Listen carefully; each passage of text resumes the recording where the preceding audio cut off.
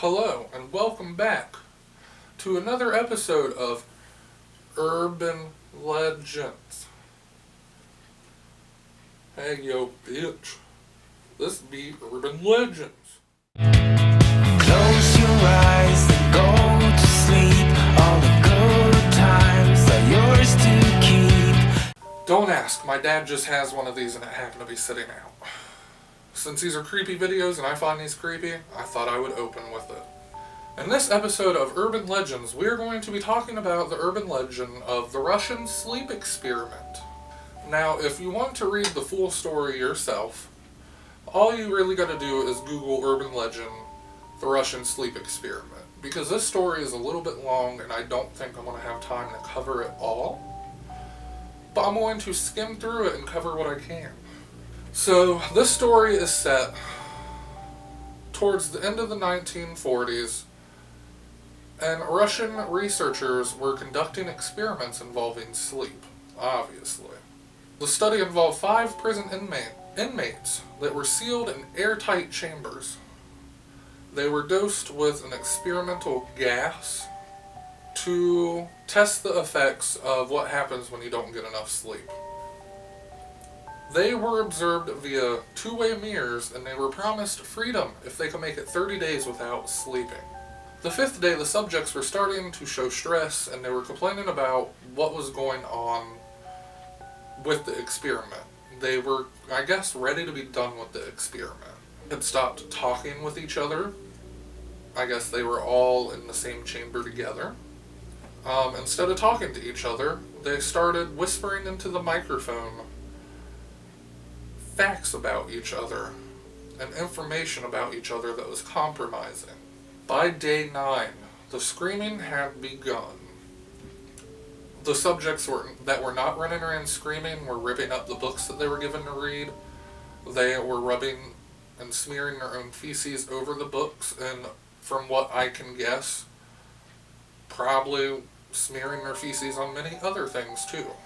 They had even covered the window, the two-way mirror / window, in feces so they could not be observed anymore. Then the screaming and the whispering stopped. A total of 3 days had passed without any noise coming from the chamber, and the researchers got worried. So this is where it starts getting creepy for me, because I'm getting chills up the back of my spine. 2 more days passed without contact as the researchers debated what to do. They decided to end the experiment, which was probably a good idea, but I want to open up those doors. At midnight on the 15th day, the stimulant gas was flushed from the chamber and replaced with fresh air in preparation for the subject's release. So, the researchers did not listen, and after there was plenty of fresh air in there, they opened up the chamber and sent soldiers in. And it was not a beautiful sight. One subject was found dead, laying in several inches of blood. Chunks of his flesh had been torn off and stuffed into the floor drain. Several of the subjects had open wounds that it appears they did to themselves. Some of them had ripped open their own abdomens and disemboweled themselves. So, the remaining survivors were transported to a hospital where they had surgery and many other procedures done to them. When asked why they did what they did in the chamber, all they said was, "I have to remain awake."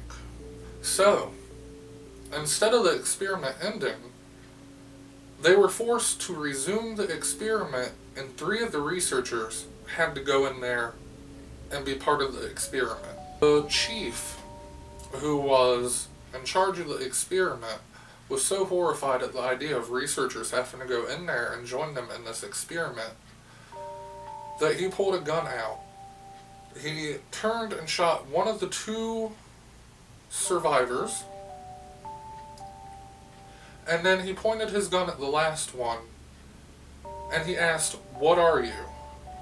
I must know." The remaining survivor then said, "Have you forgotten so easily? We are you. We are the madness that lurks in all. Within you all. Begging to be free at every moment, in your deepest animal mind. We are what you hide from in your beds every night. We are what you sedate in the silence and paralyze when you go into the nocturnal heaven where we could not tread. The researcher fired a bullet into his heart. The EEG monitor flatlined as the subject murmured these last three words: "So nearly free." My take on this story, which I did skip some of the details as I said, just Google the urban legend yourself if you want to read it all. My take on this urban legend is that it's something that could have happened and not been documented. But I'm not sure if this happened. Because back in the olden days, this could have been something that would have happened and went undocumented. This story gave me chills.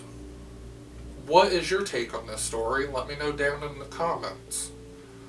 If you would like to see this series continue on, leave a like.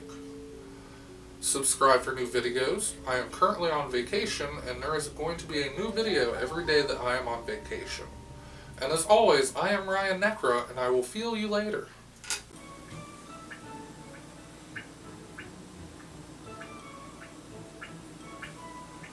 Oh, hey there. This is about what it looks like.